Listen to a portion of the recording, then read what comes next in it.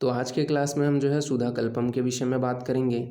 सुधा जो कल्प है उसे अपन लोग किन किन नामों से जानते हैं वो ज़्यादा ज़रूरी है, ठीक है। एग्जाम में उसके और डिफरेंट जो पर्याय हैं वहाँ से क्वेश्चन आते हैं, जैसे स्नूही बोला जाता है, इसे थुहर बोला जाता है, सेहुंड बोला जाता है, ठीक है। इन नामों से इसे जाना जाता है। तो एग्जाम में कभी इनके भी से नाम से क्वेश्चन आ जाते हैं, स्नूही, थुहर या सेहुंड कल्प को बताइए करके, तो याद रखना आप।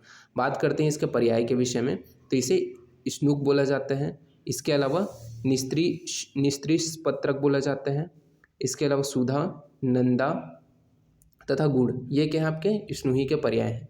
तो इसे आप कैसे याद कर सकते हो, तो सुनो सुधा नंद नदी को गुड़ दो, ठीक है। तो सुनो सुधा नदी को गुड़ दो, तो सु से आपका स्नूक, ठीक है। नो से आपका निषद पत्रक, ठीक है। इसके अलावा सुधा से सुधा, नदी से नंदा, इसके अलावा गुड़ से गुड़, ठीक है। तो ये क्या है आपके सुधा कल्प के पर्याय हैं।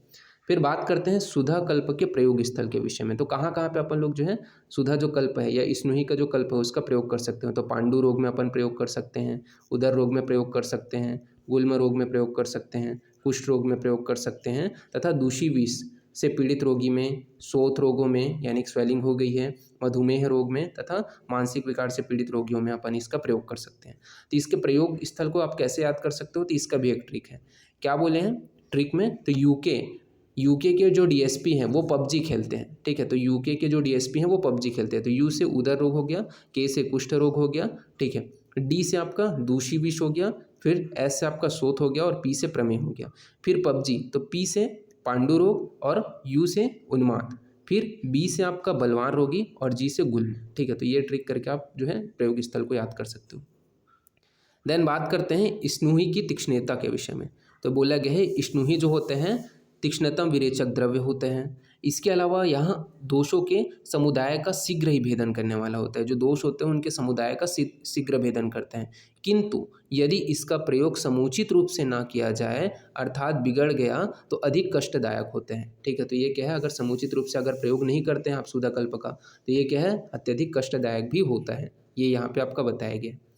देन अपन लोग बात करते हैं और क्या बताया गया, तो यहाँ पे आपका बोला गया है कि जो मृदु कोष्ठ वाले जो रोगी हैं, व्यक्ति हैं, ठीक है। तो मृदु कोष्ठ वाले जो व्यक्ति हैं उसमें कभी कभी इसका प्रयोग नहीं करना चाहिए, ठीक है। तो मृदु कोष्ठ वाले व्यक्ति में इसका जो है कभी भी प्रयोग नहीं करना चाहिए, ठीक है। कभी भी प्रयोग नहीं करना है। इसके अलावा आपका बोला गया है कि यदि शरीर में दोषों का संचय अल्प हुआ है तो भी इसका प्रयोग नहीं करना है, ठीक है। तो शरीर में अगर दोषों का संचय अल्प मात्रा में हुआ है तो भी स्नूही का प्रयोग नहीं करना है। फिर बात करते हैं सेहुंड यानी कि स्नूही के भेद के विषय में, ठीक है।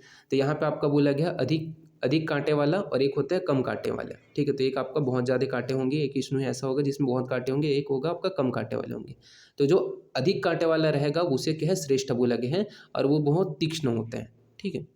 बात करते हैं जो सेहुंड है उसके संग्रहण के विषय में, यानी कि स्नूही के संग्रहण के विषय में। तो बोला गया है 2 या 3 वर्ष पुराने सेहुंड को छुरी से चीर करके उसका दूध निकाल करके रख लेना चाहिए। फिर सेहुंड का जो दूध होता है उसे शिशिर के अंत भाग में संग्रह करना चाहिए तथा यहाँ पे संग्रह करा हुआ जो दूध होता है, ठीक है, शिशिर के अंत भाग में संग्रह किया हुआ जो दूध होता है वो क्या है, लाभदायक होता है। ये यहाँ पे बताया गया।